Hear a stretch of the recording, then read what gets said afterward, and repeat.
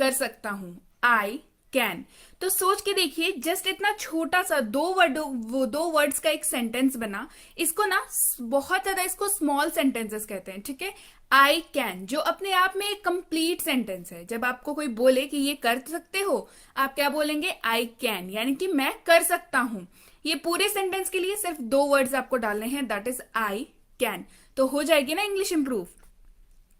Speak up यानी कि बोलो, स्पीक अप यानी कि बोलो। बिहेव योर सेल्फ, तमीज से बात करो या तमीज से व्यवहार करो, ठीक है। बिहेव योर सेल्फ, अपने आप को, मतलब कोई बदतमीजी कर रहा है तो आप उसको क्या बोलेंगे, तमीज से बात करो, यही बोलते हैं ना। अब आप इंग्लिश में क्या बोलेंगे, behave your self. Don't ask यानी कि मत पूछो। कोई आपसे पूछे आपका दिन कैसा गया और आपका दिन बहुत ही सड़ा हुआ गया है, तो आप क्या बोलते हैं, अरे मत पूछो।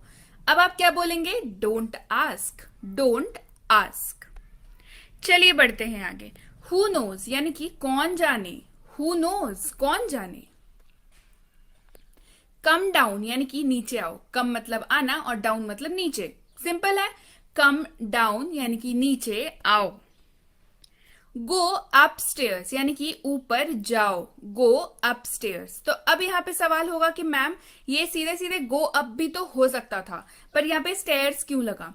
अब स्टेयर्स का मतलब होता है सीढ़ी, ठीक है। सीढ़ी किस लिए इस्तेमाल होती है, ऊपर जाने के लिए या नीचे आने के लिए, दोनों ही चीजों के लिए इस्तेमाल होती है ना। तो ऊपर जाओ अगर आप बोल रहे हैं किसी को, तो आप थोड़ी ना ये बोलेंगे हिंदी में कि सीढ़ियों से ऊपर चले जाओ। ऑब्वियसली वो लटक के तो नहीं जा रहा था, सीढ़ी से ही जा रहा था, राइट।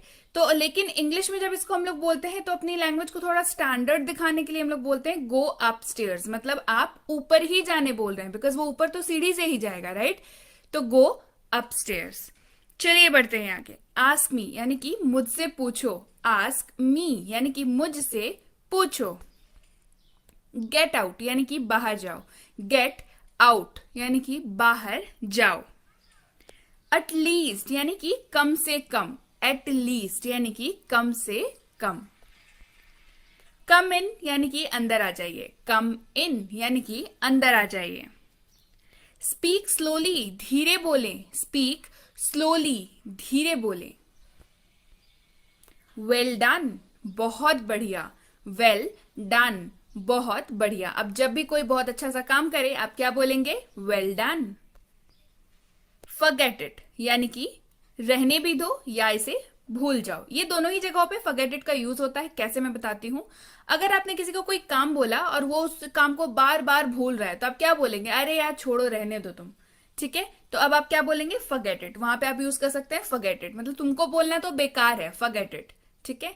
या अगर आप जेन्युइनली किसी को बोलना चाह रहे हैं कि सुनो ना ये सीन भूल जाओ, ठीक है, ये वाला जो हम लोग के बीच बात हुआ उसको भूल जाओ, तो आप क्या बोलेंगे, इसे भूल जाओ। उसका भी, उसकी जगह पे भी आप क्या बोल सकते हैं, फॉरगेट इट। फॉरगेट दैट यानी कि उसे भूल जाओ, फॉरगेट दैट। अगर आप किसी पास्ट इवेंट की बात कर रहे हैं तो फॉरगेट दैट यानी कि उसे भूल जाओ। चीयर अप यानी कि खुश हो जाओ, चीयर अप यानी कि खुश हो जाओ। टेक केयर यानी कि ख्याल रखना, टेक केयर ख्याल रखना। डोंट हेजिटेट संकोच ना करे, डोंट हेजिटेट, हेजिटेट का मतलब होता है संकोच करना, हिचकिचाना।